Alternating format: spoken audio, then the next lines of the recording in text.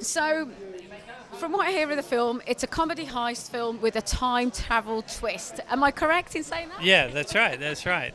Tell us a bit more. Well, it's about a sort of a lovable idiot who is desperate to set up his own gang, and he decides to double-cross his boss by stealing some money, but he accidentally steals a time travel device that he tries to use to steal more money, but he just buggers it all up and everything goes wrong and ends up cocking it all up and turning on himself, yeah. And when you're introducing time travel as part of the film, does that allow then your kind of imagination, does it open it up to explore different opportunities?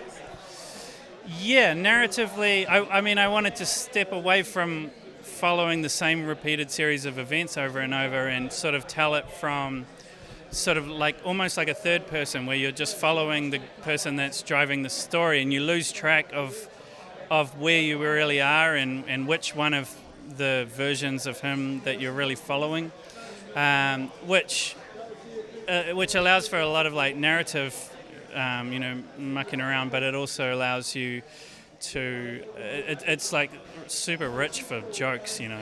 Well, I was going to say, I've seen the trailer and it looks very much like What We Do in the Shadows, that kind of comedy. Is that, am I right along those lines? Well, it's I suppose, I hate to compare my work to, you know, well, you know what I mean. But it's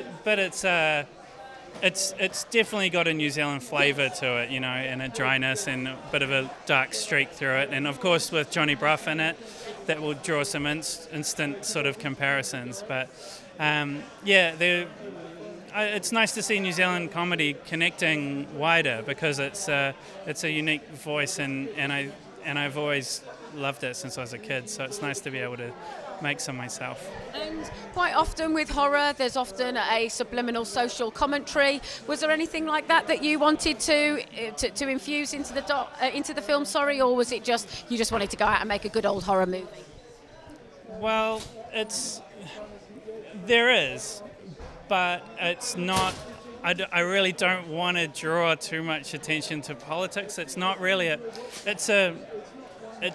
it's a beer drinking, hang out and have some laughs movie, you know what I mean?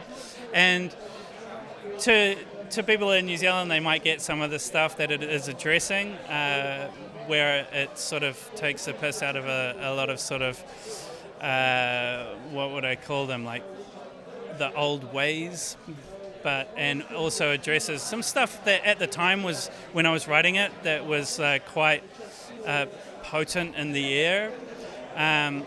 But really, those are more places that you draw ideas from than messages that you want to push. You know what I mean?